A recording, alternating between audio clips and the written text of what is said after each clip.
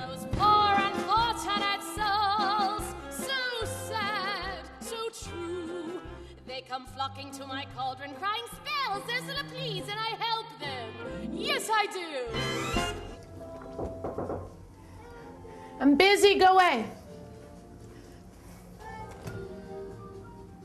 Oh, it's a camera. Then I'll open. It's just what I love on a two-show day. Nice videotape, full beat. Welcome to my dressing room.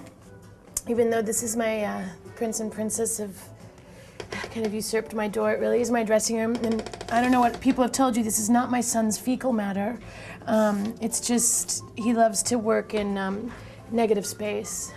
Speaking of negative space, come in, I have a lot of that in my dressing room. Here we are, just normal, you know, morning in my crib. This is personal things I'll never show anyone. Even when they come in to my dressing room, I don't let people see it, I shroud it. But for you, Broadway.com, I'll let you see it.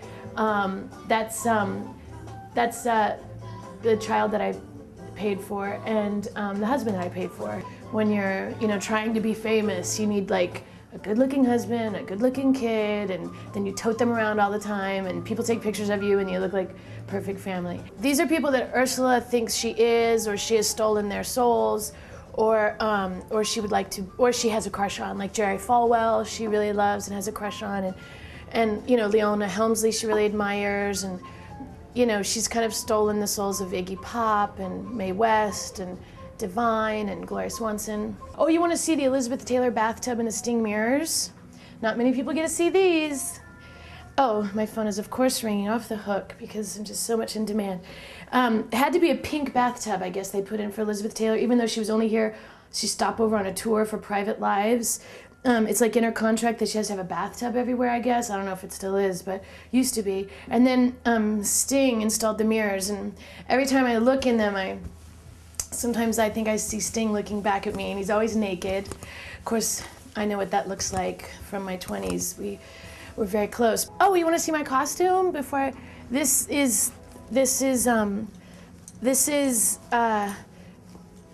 guess what this is. Everyone should have one. I'm trying to make them, it's like the only thing that like hasn't been in fashion is a giant ass. This is the Ursula dress, and this is, these are my gloves, and I mean, they look really great on stage, so I'm told. And this is the backpack that my tentacles go with. For a while, my son thought I had testicles because he didn't understand what we were talking about. Then I explained to him, no, Mommy has tentacles. And of course, that made perfect sense also. It's 10 a.m., so it's time for me to start getting ready for the 3 o'clock show. What's happening now is somebody's putting blue on the tip of my nose and on my, like everybody has. Just normal corrective makeup. Just normal corrective makeup. Thank you, Tiffany. It gives me a nice narrow nose and cheekbones, which I don't know why people have all that plastic surgery where you can just wear blue makeup. But oh well, someday they'll learn. Tiffany and Angelina designed this makeup. Well, Angelina really. Yes. Angelina did, and then and since Denver, and it's like morphed and changed and everything. And as we work in the makeup, I always feel that Ursula sees herself as like a silent screen siren, which is ironic considering that she makes somebody else silent. But I always, you know, I mean, with these eyebrows, I mean, it's very, you know, silent screen star. And then I looked at like Howard Ashman was very, the lyricist was very involved in the creation of this character and who his initial inspirations were. I looked at who his initial inspirations were. And it was interesting. It was like a combination of Divine and Joan Collins. I love being with my son, and I love being with my husband, and so I'm not, and I understand that there are parents that need a lot of away time from their kids, and that's fine too. I'm just not one of those people. I wish every mom could have space to bring their children to work. That's why I wanted to make this dressing room so nice. He's a boy, so he's not I mean, he's not that into the wig. He was into the pirate ship, you know what I mean? He's into the ship and the pirates and the heave-ho song and my voice, and he's very into Ariel breaking the shell, you know what I mean? He'll ask me, did Ariel break the shell today? Mm-hmm. Did she throw it really far? And he's a boy, so he's interested in breaking things. This wig is not all hair. It's a cage in here, so that's why it's not heavy at all. I mean, it's, wearing a wig 8 times a week it starts to hurt, but not that much. I've had shoes that hurt worse. Than this entire costume, I've had shoes that hurt worse. I just tell kids that, of course, it's my real hair, and I just comb it down after the show. And they seem to buy that. And I think lying to children is really important.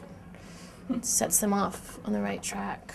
I'm not so big about going out at the stage door. I'm happy to sign. It's just then people want to take, now this new thing is everybody has cameras and, cameras on their phones, so then everybody wants a picture. Maybe it's because I'm getting old and I don't look good in photographs anymore, but especially after ripping off all this makeup and, taking out my hair of pin curls in 5 minutes and going out the door, one, so that I can, it's hurry up and relax. One, so I can rush home, so I can go to sleep, so I can try to wake up, with my kid if I have that option, If you don't want to get, collagen, you should just do black liner. Definitely. Why don't people do that? What's wrong with people? I don't know why they're not thinking clearly. And also right now I'm really relaxed. I mean, as relaxed as I can be. But they say that you're supposed to, just being relaxed is the most important thing. I take that to another level. I think kind of yawning and being partially asleep on stage is also good, but whatever. So this is the beginning of that stage where I get really relaxed before I go on. A 10-minute nap, you'll 10 be minutes. fine. Right. So stick a fork in me, I'm done. I'm almost ready to get suited up, as we like to call it in sports, and I'm about ready to change my clothes. So maybe I'll see you, somewhere on 46th Street, which is where we're playing in Little Mermaid 8 times a week. We just opened up a new block of tickets. We're selling so well, and we hope to see you here at the Little Mermaid at the Lunt Fontana.